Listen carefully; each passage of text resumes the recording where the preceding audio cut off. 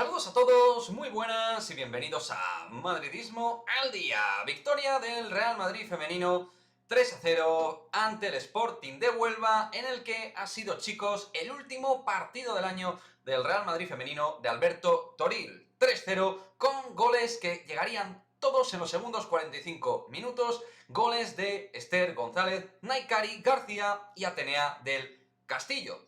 En un encuentro donde es verdad que en la primera parte no obtuvimos el rédito del gol, pero vaya, fuimos muy superiores en todo el encuentro, dominando la posesión y también la sensación y un aroma de peligro, que es verdad que al principio era muy claro con situaciones que tenía Esther González para haber abierto antes el marcador, luego pasamos por un momento un poquito más desértico en cuanto a generación de ocasiones, pero Maite Oroz, Claudia Zornoza, Aureli Casi y compañía dominaban más el tempo del partido, obviamente, que el conjunto rival, que prácticamente no tuvo situaciones.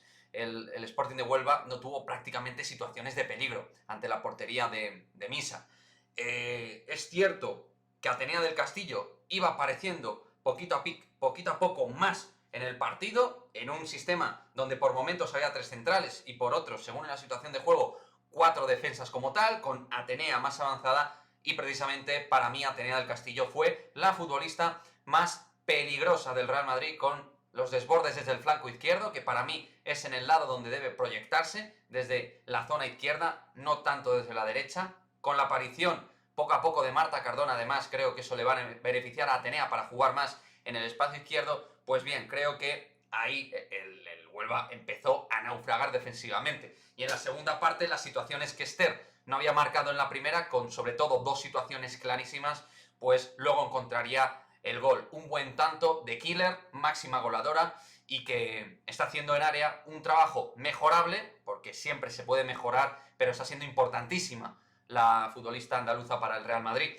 Y luego la buena noticia del gol de Naikari, ¿no? Que al final todo gol que vaya anotando, tercer gol para ella, para la donostiarra en lo que es la liga, pues bien, eso es un pequeño subidón anímico que le va a venir muy bien para ser una jugadora que aporte. A mí no me está convenciendo, ni mucho menos, y no se me parece a la futbolista de los últimos tiempos en la Real Sociedad. Pero mientras sea jugadora del Real Madrid, yo quiero que todas sumen, y Naikari tiene que ser una futbolista que obviamente produzca dentro del área y dentro de la fase creativa ofensiva del Real Madrid. Pero desde luego nos quedamos por encima de todo con el golazo, el tercero, de Atenea del Castillo de fuera del área, donde la guardameta poco pudo hacer, un gran golpeo de Atenea, y que me parece muy interesante ver esta versión goleadora de Atenea del Castillo, porque si a todo ese talento que está exportando, esa velocidad, esa conducción, ese 1 para 1, le empezamos también a marcar pues situaciones de gol, estamos hablando de una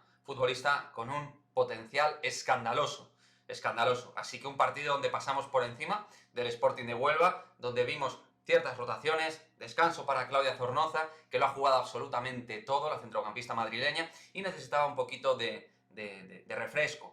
Vimos minutos también a Teresa Velleira, que entró en la segunda parte, pero al margen de Lorena Navarro y tal, sobre todo nos quedamos con el reestreno de nuevo de Carla Camacho, que tendría minutos reestreno porque se ha estrenado con Alberto Toril. Ya lo había hecho con David Aznar y ahora se estrenó con Alberto Toril. Es una futbolista de la cual en este canal ya hace varios meses hablamos, la futbolista, a mi juicio, con más proyección ahora mismo de la cantera del Real Madrid, porque al margen de tener mucha calidad, tiene la potencia física, la energía y la fuerza para poder combatir ante defensas de relieve, ¿no? Yo creo que es una jugadora que a medio plazo, no diría largo, a medio plazo tiene muchas cositas ya que ir aportando en la fase ofensiva y de materialización de situaciones y ocasiones para el Real Madrid. Así que nada, chicos, buenas notas, buenas sensaciones del equipo, sobrio, seguro, marcando más ritmo, de menos a más, al igual que ante el Madrid Club de Fútbol Femenino. Vimos a un Real Madrid que fue aumentando su capacidad de generar situaciones, y cerramos el año en sexta posición dentro de la primera Iberdrola. Vamos a ver qué es lo que hacen el resto de rivales que están arriba, pero hay que seguir creciendo, mejorando lo que es el fútbol, propiamente dicho, del equipo, e ir obteniendo resultados desde perogrullo, y a partir de ahí ir compitiendo.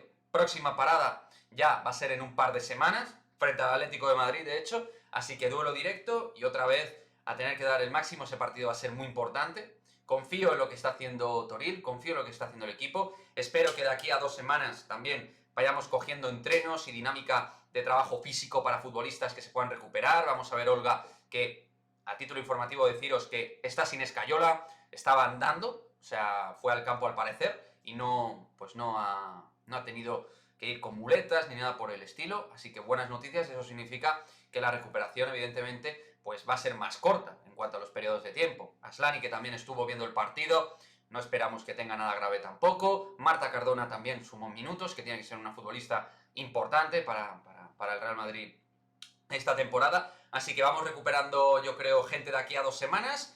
Y sobre todo, lo dicho, recuperando fútbol y sensaciones de cara a estar lo más arriba dentro de la primera Iberdrola. El tema de la Champions ya será otro asunto que ya contaremos en el mes de marzo.